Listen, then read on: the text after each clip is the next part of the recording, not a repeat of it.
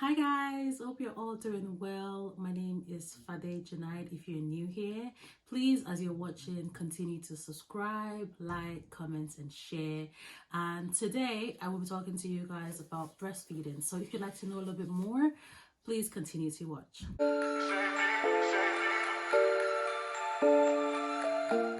So guys, I watched a video yesterday. It was a 15-minute video, I think. It was two couple, Aka and Claire is the name. Aka and Claire had a baby very recently, 2 months ago, and they had a little bit of an argument about, it's not an argument to be honest, they were just communicating, right? They had just a discussion about breastfeeding, and the father of the child, who is Aka, he had a bit of a view, right, which the wife is in disagreeing about. Okay, so now his view is that they should breastfeed their child till the baby is, I think, 6 months at least, and then 1 year old if they can, right? And her view is, you're putting too much pressure on me. And I think it is his way of communicating it that she had an issue with. So he obviously wanted her to breastfeed till he's one. I mean, she's one. I don't know if they had a boy or a girl. Anyway, he wanted that, and she didn't. Not that she didn't, but she was just more concerned about now than the future, because she's a new mom, and like every other mom would be, we've all been there where, you know, as a new mom, you do all this research about what's good for the baby, what's the best method to feed the baby, is it formula, is it breastfeeding, is it breast milk, you know, you want to do all of this. And personally, I wanted to breastfeed my child till she was 2. I mean, this is the news, this is kind of things I was told, right? Not only by my parents or like other mothers that I've come across. They're like, oh, the best time Islamically is till the child is 2, da da da da. But then again, like, it goes back to your body at the end of the day, and that's one thing I want to talk about today. The pressure of society on breastfeeding mothers, or new moms, will I call it, because now the lady, she was totally right. I 100% agree with everything she said, and I was so impressed with her communication skills. Like, I give it up to Claire. Like, she was just so calm about it. Like, listen, I just want to get through the day. I just want to get through the week. I'm new at this thing. You can't just keep putting pressure on me, telling me it's a we thing. Aka said it's a we thing. Like, it is a you and I, we. Okay, I understand we're in this together. You're the father of the child. But breastfeeding, out of everything that we are in together, breastfeeding is not one of it at all. It is absolutely out of it, because I'm the one that's going to have the chipped nipple. I'm the one that's going to have the engrossed breast. I'm the one that's going to have no milk for the first 3 or 4 days or 5 days or a week, depends on the person's body. I'm the one that's going to be going through the pain when the baby is breastfeeding.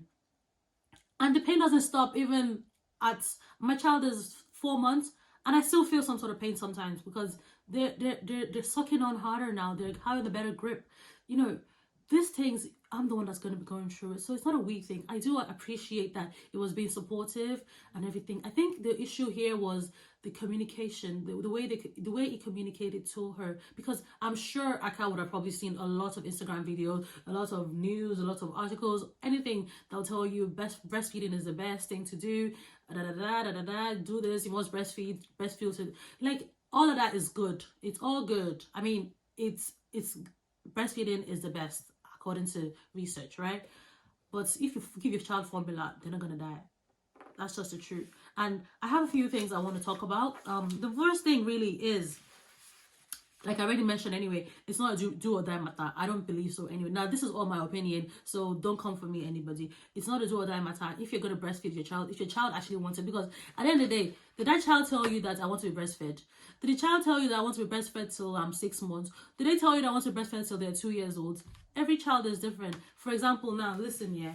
I have Salma and Hamza, right? Salma, like, I gave her breast milk, she took it, everything was well and good, but she's such a hungry baby where I had to combine feed, because she wasn't having the breast milk enough. She wasn't enough, like, she wasn't filling up with breast milk. So that's one situation. It was all good, and then I stopped breastfeeding her till she was 10, when she turned 10 months, right? because it was very hard, difficult for me. I'm very lazy when it comes to all of this pumping thing. I bought all of the pumping machine and all, but I just hate having to sit there, pump, and then to give, store it and give. I rather just feed, directly. Now, Hamza, on the other hand, he obviously, as he wasn't taking it at all for the first few weeks. It got up to, I think it was 2 months, or just before 2 months, when he was actually taking it. Now, what I did then, obviously, while I was combined feeding, I would combine feed formula and then give the breast milk by pumping. But again, it goes back to my laziness. I don't want to be sitting down there pumping for hours, and then because my milk wasn't coming out enough anyway. Do you know what I mean? So that was the issue I had at some point, right? That's my own personal experience. So everybody is different. Every child is different. So the child couldn't tell you what they want. You couldn't really plan ahead of time, like everyone wants to plan that, okay, I'm going to breastfeed my child till they're this age and that, but when the child comes is when you actually know what works for them and what the child is able to take at the end of the day as well. So there's a lot of factors to consider as well when it comes to all of this breastfeeding. You consider your child, you consider obviously if you're able to even lactate, right? So, like my situation where I wasn't able to lactate for a while, and it took a long remedy, home remedy for me to get, and for my milk to actually come. So that's where I was discouraged to pump, because you see all these videos and pictures of milk that are pumped and put in the freezer. Have you seen people stack up their freezer with breast milk? And you're thinking, what am I doing? Am I doing it right? What am I doing wrong? But this is just a societal pressure that it goes back to at the end of the day. Everybody is different. Every woman's body is different. Imagine when you go through all of the nipple peeling, that's another thing to consider as well. Some people don't find it easy at all. Like, people's nipple are peeling out here. Like, they would not heal for a while. And then the nipple is peeling and you want to keep breastfeeding them and you have to continue. So you're putting the nipple cream, and the baby still have to feed, so you still have to continue feeding them with the sore nipple. That's where it goes to, we are not in this together. I am in this alone. So I should be the one to really say when I want to breastfeed and how long I want to do it for. I don't think is the father's opinion. Now, they are allowed to have an opinion. Of course they are. They're the father of the child. They know what they want as well. But if it's not working for me, I think you should be able to understand and know that, okay, this is not working for my partner. She's finding it difficult. In fact, you should be the one to say it firsthand that I'm finding it difficult. Do you understand my point? So I don't think the pressure is needed, because your mental health needs to be stable as well. You need to be mentally balanced to feed your child. Like, it's actually so as funny as it sounds, right?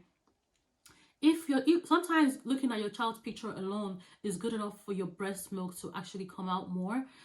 Like I said already, I had issues with the milk coming out for me to pump, because it wasn't flowing enough for me to pump. So I'm combined feeding both of my kids, right? Like Salma, I was able to do formula and the breast milk, and same with Hamza now. But now with Hamza, he's more demanding for the breast milk, because he's like, they always say the boys want milk more. Now that's another theory, but he wants the milk more than the formula. So I'm doing combined feeding, but sometimes it's just not that easy for me to pump. I don't like pumping. It's just not for me. Like, everybody is different. Do you understand? So another thing there would be, because everybody is different, men are so fond of comparing. You're comparing me to your mom, you're comparing me to your sister, you're comparing me to the woman you've seen, the tons of video you've seen on YouTube about how formula is the best. I mean, how breast milk is the best, how formula is bad, don't feed my child formula.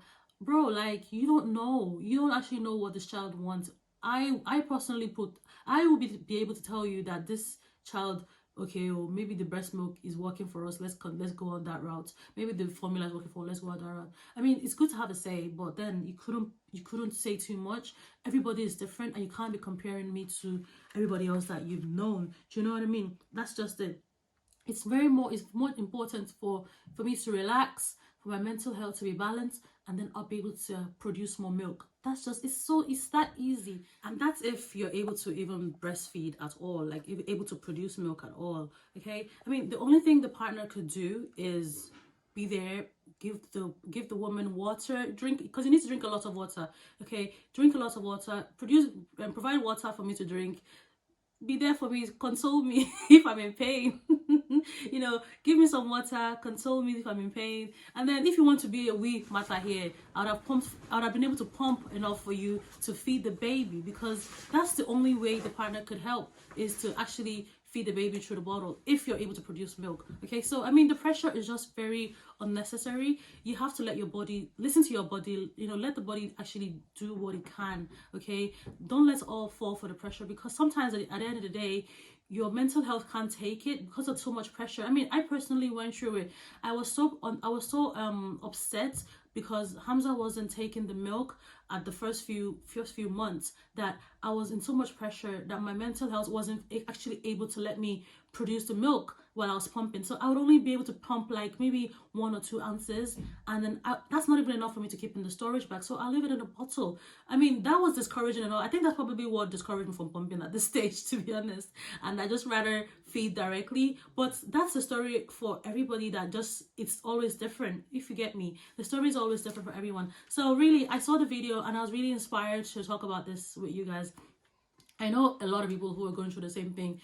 Tons of friends, my sister-in-law, my friends, we've all gone through different parts of motherhood, and this breastfeeding one is something that our stories are always different. So I think it's something we should all talk about, and just understand that there's no need for the pressure. Do what works for your body, listen to your body, do what works for your child. At the end of the day, the most important thing is that your child is fed and healthy, and you know, by the end of the day, the child just needs to be okay, and if the child is okay, you'll be fine as well.